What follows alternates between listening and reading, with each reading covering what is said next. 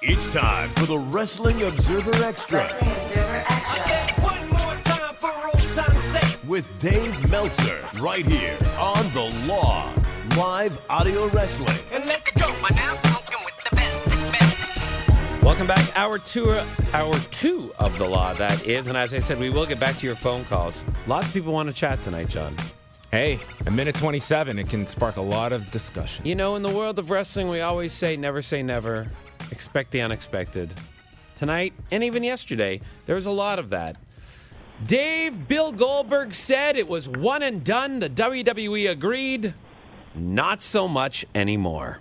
Nope. It looks like he's coming back. And that was the right move. He's over. I mean, he was over in Toronto. Yeah, there was a lot. You know, we had talked to you about that there was a lot of question when it was originally booked that Toronto is a strange place to put Bill Goldberg into, simply due to the history with Bret the Hitman Hart giving him the concussions and the big spot they had here with WCW with the metal plate, etc. But he was way over tonight, very much accepted. Now, what did you take out of the 90-second match?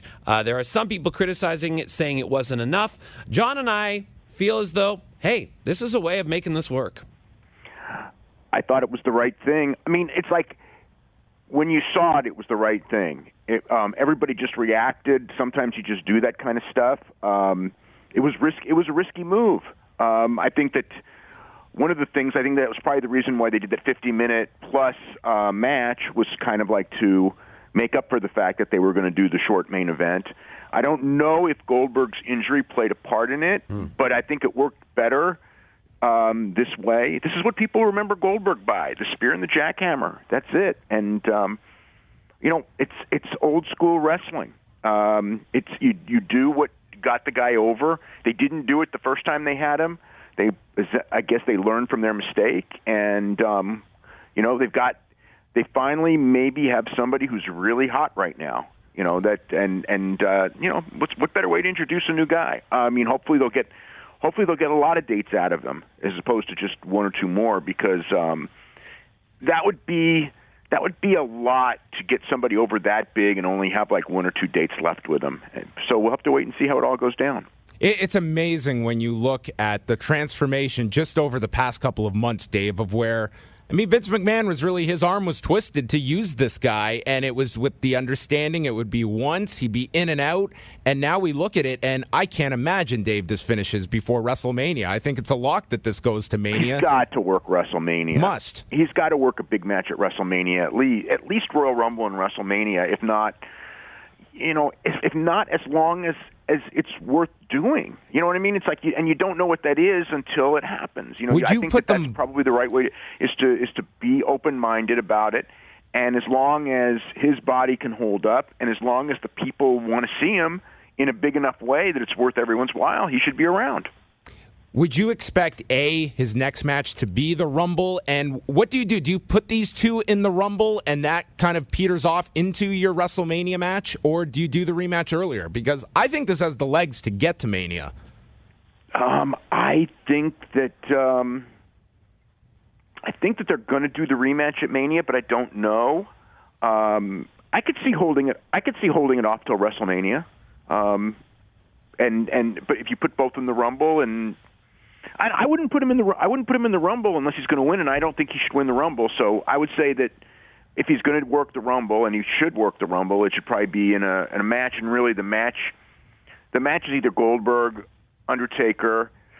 I don't know if Cena's the right mix, but and everybody else, I think, I'm not sure that I don't think anyone else is big enough for that match.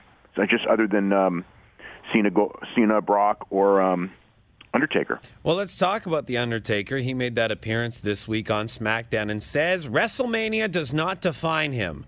And we're going to see more of The Undertaker. Speculation was that the SmackDown team would lose tonight, and then The Undertaker might go after AJ Styles, but they ended up winning tonight. So what do you foresee for The Undertaker? I don't know. That's where, Goldberg fits in, as far as that, although that would be a babyface match. Mm-hmm. But, like when at least like they'll have somebody really strong for Undertaker, if they go in that direction. Even if he loses to Yeah, I think even if he loses the rematch to Lesnar, he could still work with Undertaker at WrestleMania. It's still a dream match. I think he's still strong enough for that. As far as, anything else, I mean, there's always the talk of Undertaker and John Cena. It's never really been done at WrestleMania. There's a lot of directions you can go with him. Dave, in terms of the elimination matches tonight, I mean, I was somewhat surprised of how you book a best-of-3 series and have the one side win the first two. I didn't really understand what is up for grabs in this final elimination match. It almost seemed like we just had participation medals for both brands because SmackDown won the main one, but Raw won the numbers game. That's what I figured was going to happen. I figured one brand would win 2, and then the other brand would win the big one. And that's how they did it. So we have no winner. They asked why no one cares about this, and because they're supposed to be separate but equal. You're not supposed to. It's like you have 2 children, and you can't love one more than the other. So one gets the more expensive gift, but the other one gets more gifts, and that's how you do it. That's unique parenting of the WWE, I guess. Yeah, well, that's Vince's deal. Yeah. But then none of your kids are over, and you have to ask that at the end of this whole event. Parody booking with your children. Birthday party from hell. I was surprised, Dave, in the men's Survivor Series match tonight. If I had picked 2 people that were definitely not going to survive, they would have very well been Bray Wyatt and Randy Orton. They really put them over. They really did. What's the direction here? Especially Randy Orton. Yeah, and I figured that this is a short-term thing with Orton as a Wyatt member, etc., and they would be spinning this off. But is this long-term with Randy Orton as a Wyatt? Yeah, isn't that weird? Very. I know, and because no one buys it, and I think now. But the thing is like, especially because he did it to Roman Reigns, it's like they're baby faces. Yeah. Even though they're supposed to be the top heel, I think they're supposed to be the top heel group with AJ on the brand, but, you take out Roman Reigns, with that RKO, I mean, that, makes you, or the way that they did, and the other thing is he sacrificed himself. I mean, that's a total babyface move anyway. Well, that's a total I'm possessed move, though, right? Is what they're playing out. When I watched Orton, he felt like a babyface, just the way he worked the whole night. So it's a really interesting dynamic. But I think that's what they want. I think they want you guessing. For the 3 shows this weekend in Toronto, Dave, I mean, certainly they're going to just add upon this next year with the 4 events per host city for the Big 4. I mean, we got to see here in Toronto, I mean, this was not a set of shows where there was a lot of people traveling for these shows. It was largely Toronto people attending these events. NXT, to the best of my knowledge, was not sold out, and you could get tickets very easily the day of. And NXT was a couple thousand shy of a sellout, from what I understand. So, I mean, looking ahead to this, Dave, I mean, it's going to be interesting, the markets. I think WrestleMania is certainly one where you don't have to worry about this, but Houston next year asking people for 4 nights. I mean, do you see this as something viable for your non-WrestleMania weekends where you're going to be doing 4 consecutive nights? Well, I think that the first Houston's going to be the real test because WrestleMania is the first one that they're doing the 4. San Antonio, they're doing the 3, and I think that will work okay because the NXT. I don't know about NXT. Well, Rumble, I think people will travel for Rumble. Their building is a little bit smaller that they're going to be running NXT in, so they'll do okay there. And Raw will do fine no matter what, the day after the Rumble. Mania is going to do fine. Brooklyn, will do fine. So the real one, Houston, as far as by the time they get to SmackDown, we'll see. If it doesn't work, next year they can go back to 3. I think the 3 will work because even in Toronto, because they didn't sell out NXT, but it's still, it was 9,500, 10,000 people at NXT. That's a lot more than NXT draws anywhere else. It was a big success. Yeah. It was a great show. Oh, it was a very good show, and speaking of that, we've touched on it a bit on the show, but with Joe winning the title there, do you see the flip-flop happening when these two are in, Australia or overseas? Well, they're doing rematches in Osaka. They're doing a rematch. Yeah. They're doing a rematch in Osaka, and I think in Melbourne too, right? Yes, the cage match is in Melbourne. Yeah. So I guess that's an option. I assume... And they're taping both shows. Right. So they could do something. I mean, it makes sense for him to win it back in Osaka, to me. I would have to imagine, Dave, that as this feud is getting to its conclusion, I mean, there is no room for both of these guys at the end of this feud. To me, it's one or the other needs to be moving on by They Rumble. both need to be in the main roster. They're both Joe is Well, way both too good. should, but I'm not expecting both to move, just at the pace that they go. Yeah, I mean, they probably will keep winning. Well, the one they're going to keep down to me is probably Nakamura, because I see Bobby Roode as the new, the new challenger to the champion, and that would mean that you would probably, unless you're going to turn Joe, that would probably mean Nakamura is the one that stays.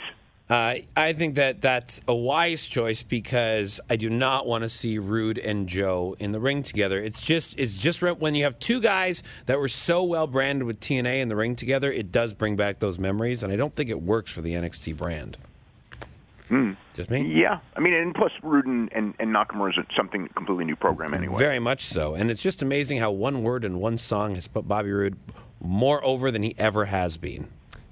Yeah, I mean, it's the whole business is crazy when it comes to stuff like that. I mean, it's always been like that, but I think it's more so than ever before, where it's so much of it is based on irony as much as anything else, just luck of the draw. I mean, like, people will go like, oh, you have to know what you're doing and blah, blah, blah. I think that so much is just luck and timing. And not that Bobby Roode isn't good, and if you're no good, you won't be able to keep it. But Bobby Roode would have been fine in NXT anyway, and he was over right away. But obviously the song took him to a new level. Well, when it comes to luck and timing for the first 6 months of the year for the UFC, it looks to be bad and poor when it comes to their pay-per-view lineups for this first half of the year, Dave. I mean, in a year where they have to meet some really high markers, I cannot imagine Ronda Rousey turning around, if at all, if she's going to fight beyond December the 30th. And now the news, Conor McGregor gone till at least May, which you figure he'd be held off till July. These are going to be a tough 6 months for this company. Yeah, I know. It's weird. It's like, but hopefully they save their money from this year, because this year's a phenomenal year. Yes. So, I mean, I'm not crying for them and they're and everything, but does but this incentivize them to? You're right. I don't even know what they do for the first couple of pay-per-views of the year. I feel you have to make good with George at this point. I mean, he has a lot of leverage to me, and my God, Bellator was just putting him all over their show last night, putting up photos of him. I think that's someone you need at this point to just prop up some of that first 6 months. Well, the one thing, especially with Bellator having signed Fedor, is that they're willing to spend a lot of money. But with George wanting that much, I don't know how you justify it. I mean, they would love to have George, and George, sooner or later, UFC is going to have to, no matter what, even though if UFC says he's property of them and everything, at some point, you either got to book him for a fight or you got to let him go. I mean, that's pretty obvious, but can Bellator, Bellator is not looking to do pay-per-views at all. And how do you justify George's money if he wants, multi-millions of dollars? I mean, if George will fight for less, but if George will fight for less, he'd fight in UFC right now. UFC, for $2 or $3 million, I can't imagine UFC not wanting him. I think it's because the number's closer to 10, and maybe he's priced himself out of the market. Although, geez, George and Conor, 10's a bargain for both of them if they face each other. That's the match to make. It definitely is. Though, if you're waiting on Conor, you might need George in the middle there if they can make that happen for the early months of 2017. We will follow that along. I'm sure you'll have coverage of, let's see, you got Bellator, you got both of the UFC events, you've got Survivor Series TakeOver, Raw tomorrow, all that in the Observer this week, Dave? And Ed Francis, Pro Wrestling in Hawaii. Yep, a lot. It's. I knew this week was going to be tough going in, and it is. But I will say it's better when you got two great shows, and I really enjoyed both of the WWE shows this weekend. Well, there you have it. Well, we look forward to that, and we look forward to talking to you again next week at the same time, Dave. Thanks much. Okay, have a great week. Great, Thanks, you Dave. too. WrestlingObserver.com, of course, is where you can find all of Dave's work that we talk about each and every week here on the program.